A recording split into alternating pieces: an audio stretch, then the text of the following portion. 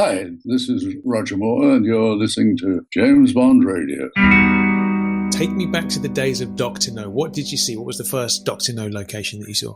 Well, the first Dr. No location was the one everybody wants to go to, and it's Laughing Waters, which is, of course, the spot where Ursula walks out of the ocean.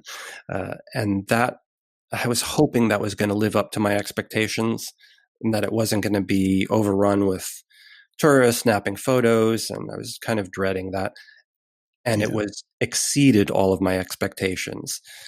It's such a beautiful spot. It immediately brings to mind Dr. No. The color of the sky, the color of the water, the color of the sand. It hasn't changed one bit since that film premiered. That is good to hear. I know with James Bond Island in Thailand, it looks exactly the same as the film, but obviously every day you get boatloads of tourists. So I actually went twice. The first time I went, it was shoulder to shoulder people, and it was, you struggle to get any kind of photos really without 100 people in it.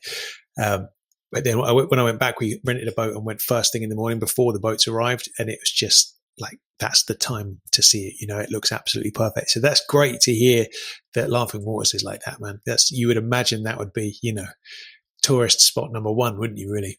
I thought it was going to be overrun, but what's good about it is it's owned by the Jamaican government.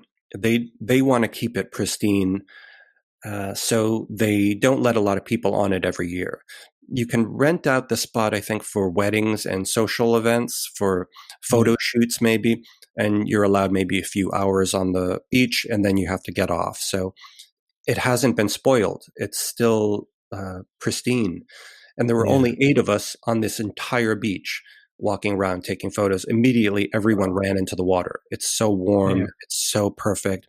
We were all just kind of giddy, especially those of us who had recently seen the film. A few of the journalists did watch the movie right before the trip, so they understood how important this spot was. And you've got the waterfall right there where Bond and Honey bathe, where it just feels exactly like you're on the set of Dr. No. It's fantastic. And then right near there is also this place called the White River, and that is where Bond and Honey end up, when they go under the water and they're breathing through those reeds, where they have quarrel with them and they're trying to escape from Dr. No's guards.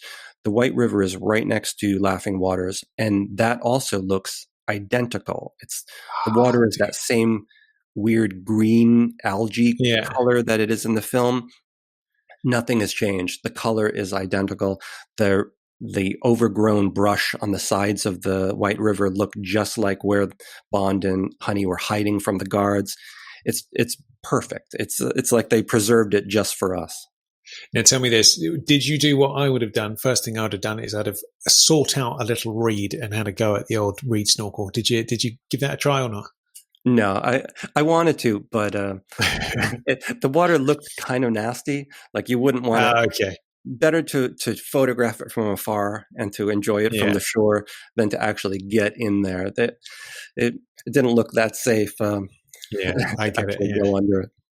Okay, if you enjoyed that, make sure you click up here to watch the full episode, or you can click down here to watch another one of our episodes. And lastly, don't forget to hit subscribe for more Bond-related content from us here at James Bond Radio.